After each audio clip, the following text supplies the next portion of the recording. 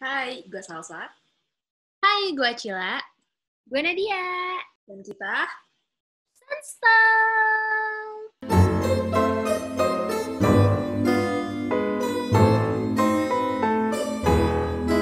Hai guys, balik lagi sama kita Sunstalk. Welcome buat kalian yang baru banget mampir di channel kita. Jangan lupa di subscribe dan jangan lupa juga nyalain tombol loncengnya, oke? Jadi hari ini kita mau ngebahas tentang 7 deadliest epidemic and pandemic di sejarah manusia. Tapi coronavirus nggak masuk karena kita mau ngebahas yang udah-udah aja dulu. Gitu. Jadi sekarang kita langsung aja bahas satu persatu. Plague of Athens. Sekitar 430 tahun sebelum Masehi, tak lama dari perang antara Athena melawan Sparta, sebuah epidemi membunuh penduduk Athena dan epidemi ini berlangsung selama 5 tahun. Diperkirakan angka kematian mencapai 100.000 orang atau seperempat populasi kota Athena Yunani. Seorang sejarawan Yunani, Thucydides, bilang kalau orang-orang yang dalam keadaan sehat tiba-tiba diserang tekanan panas di kepalanya, terus matanya bengkak dan merah, dan organ dalamnya seperti tenggorokan atau lidah mengeluarkan darah dan bau busuk. Nah, dalam 1 abad terakhir, para ahli masih beradu pendapat mengenai penyakit apa yang menyebabkan wabah ini. Jika dilihat dari gejala klinis, 2 diagnosis yang muncul untuk wabah ini adalah cacar dan tipes. Namun di tahun 2001, sebuah kuburan massal ditemukan dari tahun wabah tersebut tuh terjadi. DNA Salmonella enterica serotyphi ditemukan pada 3 tengkorak. Nah, tapi ahli mengatakan tifoid bukanlah penyebab dari epidemi mendadak ini. Next ada the Black Death. Ini tuh tahun 1346 sampai 1353. Black Death adalah salah satu wabah yang paling mematikan dalam sejarah manusia. Sebagian besar ilmuwan meyakini bahwa virus pes yang disebabkan bakteri Yersinia pestis dan disebarkan oleh lalat dengan bantuan hewan seperti tikus rumah adalah penyebab wabah ini. Nah, dari tahun 1346 sampai 1353, wabah ini tuh menghancurkan Eropa, Afrika, dan Asia dengan perkiraan korban jiwa antara 75 sampai 200 juta orang. Jumlah angka tersebut mewakili 30 sampai 60% dari populasi Eropa saat itu. Penyakit ini tuh diduga berasal dari Asia. Nah, kemungkinan besar disebar melalui kutu yang hidup di tikus dan berlayar di atas kapal dagang gitu. Pelabuhan yang menjadi pusat kota besar pada saat itu menjadi tempat berkembang biak yang sempurna untuk tikus dan kutu. Nah, dengan demikian, bakteri berbahaya berkembang menghancurkan 3 benua. Jenazah para korban dikubur di kuburan massal. Dengan begitu banyak kematian, tenaga kerja jadi susah dicari, yang menyebabkan tenaga kerja yang masih ada mengalami kenaikan gaji. Dan wabah ini justru mengakhiri perbudakan di Eropa. Di beberapa studi bilang bahwa tenaga kerja yang bertahan hidup saat itu jadi punya akses untuk makan daging dan roti dengan kualitas lebih tinggi. Kekurangan tenaga kerja yang murah ini juga jadi trigger untuk terbentuknya inovasi teknologi. Itu guys.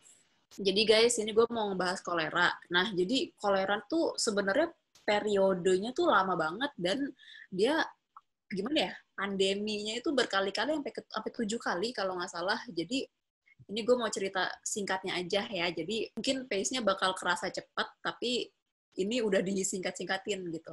Yang ketiga ada wabah kolera yang berlangsung pada tahun 1817 sampai 1824. Penyakit kolera adalah penyakit infeksi saluran usus bersifat akut yang disebabkan oleh bakteri Vibrio cholerae. Bakteri ini masuk ke dalam tubuh seseorang melalui makanan atau minuman yang terkontaminasi. Di tahun 1817, wabah penyakit kolera terjadi di Jessore, India. Dari sana kemudian menyebar ke sebagian besar India, Burma, Myanmar, dan Ceylon, Sri Lanka. Pada tahun 1820, epidemi telah dilaporkan di Siam, Thailand, di Indonesia, di mana lebih dari 100.000 orang meninggal cuman di Pulau Jawa, dan di Filipina. Di Basra, Irak, sebanyak 18.000 orang meninggal selama periode 3 minggu pada tahun 1821. Pandemi ini akhirnya menyebar ke seluruh Turki dan mencapai ambang Eropa. Penyakit ini juga menyebar di sepanjang rute perdagangan dari Saudi Arabia ke pantai timur Afrika dan Mediterania. Selama beberapa tahun berikutnya, kolera menghilang dari sebagian besar dunia, kecuali untuk wilayahnya yang menjadi pusatnya, yaitu di sekitar Teluk Benggala. Pandemi kolera kedua dimulai lagi di tahun 1829, di mana penyakit ini sudah mencapai Eropa dan Amerika. Penyakit ini dibawa oleh pedagang yang menggunakan kapal yang mengikuti rute pengiriman sampai ke belahan dunia barat. Pada bulan Juni 1832, lebih dari 1.000 kematian didokumentasikan di Quebec. Pandemi ketiga umumnya dianggap sebagai yang paling mematikan. Diperkirakan meledak lagi di tahun 1852 di India. Dari sana menyebar dengan cepat melalui Iran ke Eropa, Amerika, dan kemudian seluruh dunia. Pandemi kolera terburuk bisa dibilang terjadi di tahun 1854, di mana di Inggris Raya at least ada 23.000 orang meninggal. Pandemi keempat dan kelima masing-masing dimulai pada tahun 1863 dan 1881. Secara umum pandemi ini nggak separah sama yang sebelum-sebelumnya. Pandemi ke-6 berlangsung dari tahun 1899 sampai 1923. Negara yang paling terdampak lagi-lagi India, tapi sekarang ditambah Arab. Sekitar 4.000 jemaah Muslim dinyatakan meninggal di Mekah pada tahun 1902. Bahkan pada saat itu, Mekah disebut sebagai station relay untuk kolera. Lebih dari 20.000 jemaah meninggal selama haji tahun 1907 sampai 1908. Setelah 1923, kolera surut dari sebagian besar dunia sampai tahun 1961, yaitu awal pandemi ke-7 dimulai. Tapi nggak seperti sebelum-sebelumnya yang biasanya dimulai di wilayah Sungai Gangga, pandemi ini justru dimulai di Pulau Sulawesi, Indonesia, yang akhirnya menyebar ke seluruh Asia. Fast forward ke 2005, kolera telah dilaporkan menyebar di hampir 120 negara. Para ahli memperkirakan bahwa kolera kali ini tidak akan pergi, tapi akan menjadi epidemi di banyak bagian dunia, seperti yang telah terjadi selama berabad-abad di Sungai Gangga. Spanish flu terjadi di tahun 1918 sampai 1920, tepat 100 tahun yang lalu. Pandemi influenza ini membunuh jutaan orang. Jadi dia membunuh 20% dari orang-orang yang terinfeksi. Kebayang nggak? Banyak banget. Nah, persentase itu jauh lebih besar daripada influenza biasa yang mampu membunuh 0,1% aja dari total penderitanya.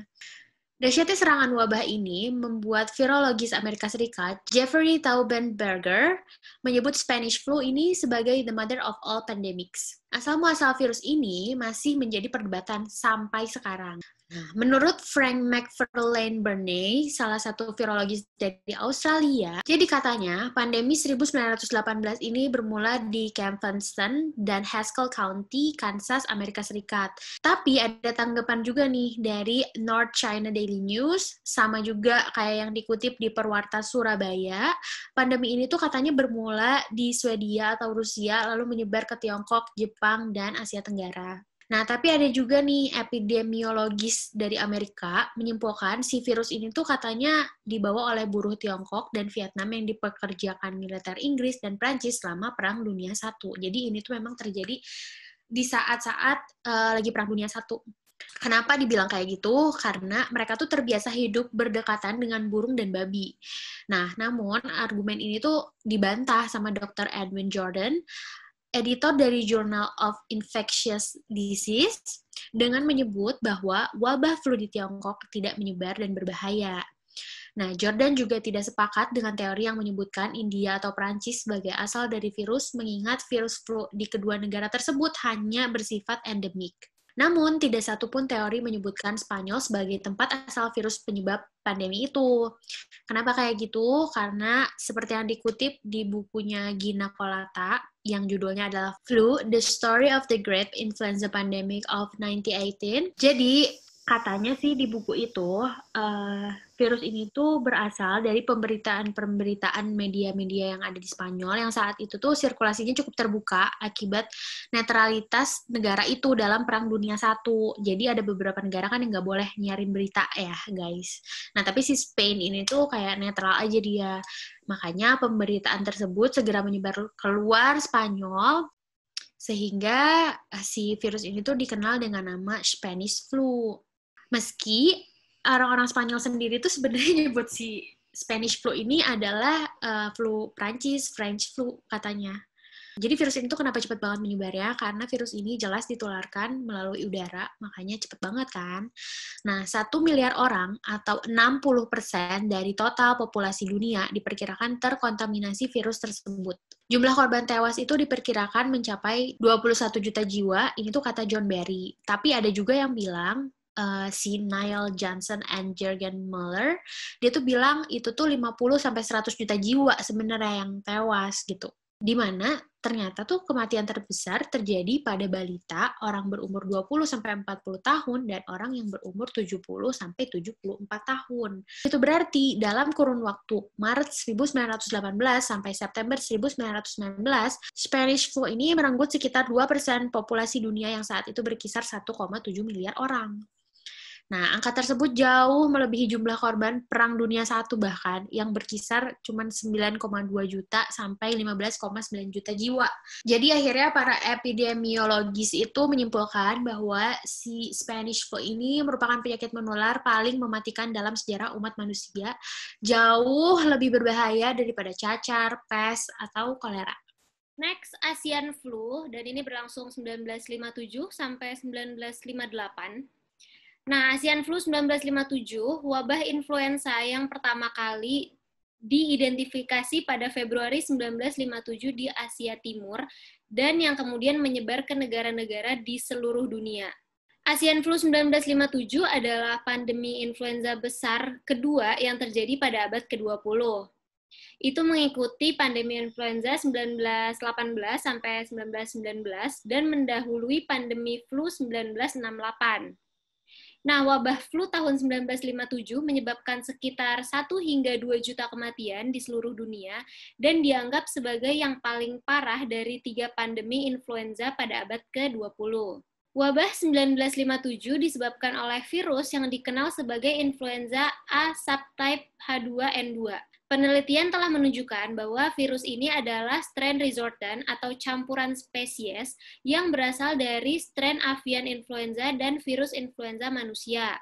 Nah, pada 1960-an, galur H2N2 manusia mengalami serangkaian modifikasi genetik minor, sebuah proses yang dikenal sebagai antigenic drift. Modifikasi kecil ini menghasilkan epidemi periodik. Setelah 10 tahun evolusi, virus flu tahun 1957 itu menghilang dan digantikan melalui pergeseran antigenik oleh subtype influenza A baru, yaitu H3N2, yang memunculkan pandemi flu 1968. Nah, pertengahan musim panas, virus ini tuh akhirnya sampai ke Amerika Serikat. Awalnya cuma sedikit nih yang terinfeksi. Tapi beberapa bulan kemudian banyak kasus infeksi dilaporkan, terutama yang kena tuh anak kecil, orang tua, sama ibu hamil. Peningkatan kasus-kasus ini adalah hasil dari gelombang pandemi kedua yang melanda belahan bumi utara pada bulan November 1957. Nah, pada saat itu, Asian flu ini juga udah menyebar luas di Inggris. Pada bulan Desember, total 3.550 kematian telah dilaporkan di Inggris dan Wales. Gelombang kedua pada bulan Maret 1958 diperkirakan 69.800 kematian telah terjadi di Amerika Serikat. Beberapa orang yang terinfeksi hanya mengalami gejala kecil, kayak seperti batuk dan demam ringan. Yang lain tuh mengalami komplikasi yang mengancam jiwa, seperti pneumonia. Acquired Immune Deficiency Syndrome atau yang kita tahu dengan sebutan AIDS merupakan suatu kumpulan gejala penyakit akibat kerusakan sistem kekebalan tubuh yang disebabkan oleh Human Immunodeficiency Virus atau yang kita tahu dengan sebutan HIV. Nah, penyakit ini telah menjadi isu global sebab dalam waktu yang relatif singkat terjadi peningkatan jumlah penderita penyakit tersebut di seluruh dunia. Hingga sekarang, belum ditemukan adanya vaksin atau obat yang efektif sebagai pencegahan penyakit yang dapat menimbulkan berbagai infeksi oportunistik penyebab kematian ini. Sehingga, hingga saat ini, HIV/AIDS masih menjadi keresahan di seluruh dunia. Itu terjadi dari tahun 1981 loh, sampai sekarang. Jadi, virus HIV ini diyakini pertama kali ditemukan di Kinshasa, Republik Demokratik Kongo pada tahun 1920. Ketika dilaporkan adanya penyebaran infeksi virus immunodefisiency virus dari simpanse dan gorila kepada manusia. Semenjak itu, kasus kematian mendadak dengan gejala-gejala khas hilang dan dianggap tidak menjadi ancaman. Nah, keresahan kembali terjadi pada awal tahun 80-an, di mana pada tahun 1981 ditemukan infeksi paru yang amat jarang yang disebut pneumocystis carini pneumonia atau PCP pada 5 orang pemuda homoseksual yang sebelumnya tidak memiliki masalah kesehatan di Los Angeles. Nah, pada saat yang bersamaan nih, New York dan California turut melaporkan adanya jangkitan kanker ganas yang disebut dengan sarkoma Kaposi. Penyakit ini tuh juga menyerang sekelompok pria yang homoseksual juga. Nah, penyakit-penyakit yang dilaporkan tersebut ternyata memiliki hubungan dengan adanya kerusakan berat pada sistem kekebalan tubuh. Pada akhir tahun 1981, infeksi semakin meluas. Dilaporkan 270 kasus pasien dengan kerusakan kekebalan tubuh yang parah pada pria homoseksual dan 121 orang diantaranya meninggal dunia. Nah, pada akhir tahun 1981 juga ditemukan pertama kali kasus PCP pada orang yang menggunakan narkoba suntik. Nah, terkait cara penularan yang diketahui selama ini, pada awal tahun 1982, pakar menyebut penyakit ini dengan Gay-Related Immune Deficiency atau GRID. Terkait cara penularan yang diketahui selama ini, pada awal tahun 1982, pakar menyebut penyakit ini tuh dengan nama Gay-Related Immune Deficiency atau GRID. Namun, pada bulan September 1982, CDC menamakan penyakit tersebut dengan nama Acquired Immune Deficiency Syndrome atau yang kita tahu AIDS, karena diperkirakan penyebaran penyakit ini tidak semata-mata dapat ditularkan oleh perilaku seksual sesama jenis semata. Ternyata benar aja dong, pada awal tahun 1983 ditemukan adanya penularan virus ini melalui hubungan heteroseksual dari laki-laki kepada perempuan. Nah, pada tahun ini pula diketahui pertama kali bahwa penyakit ini dapat ditularkan melalui ibu yang menderita HIV atau AIDS pada bayi yang dikandungnya. Nah, tahun 1984 dikampanyekan bahwa penyakit ini sangat menular melalui penggunaan jarum suntik bersama. Hal tersebut menjadi pukulan telak bagi dunia kesehatan yang pada saat itu tuh kebayang nggak, masih sering menggunakan satu jarum yang sama untuk beberapa pasien. Nah, berbagai cara dilakukan untuk menghentikan penyebaran penyakit mematikan ini. Namun, setiap tahun jumlah penderita semakin meningkat. Untuk itu, pada tanggal 1 Desember 1988, WHO mencanangkan tanggal tersebut sebagai Hari AIDS sedunia, dan peringatan ini diperingati setiap tahunnya agar masyarakat dunia senantiasa waspada akan penyakit tersebut.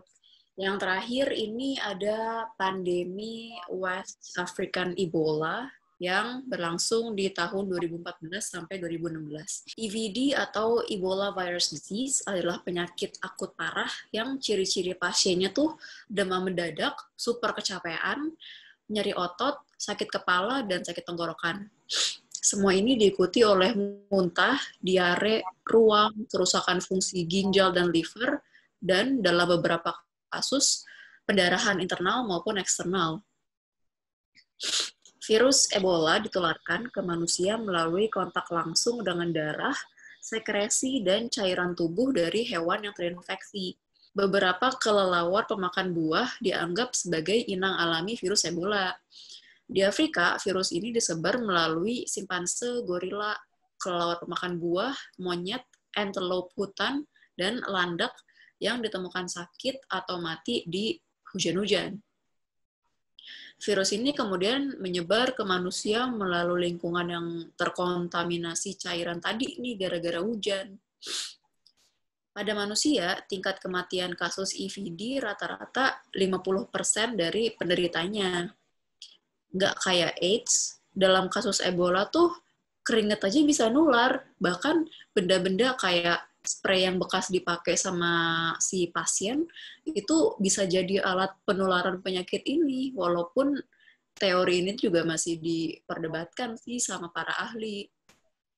Katanya cara penularan lewat benda yang terkontaminasi ini peluangnya sebenarnya masih rendah.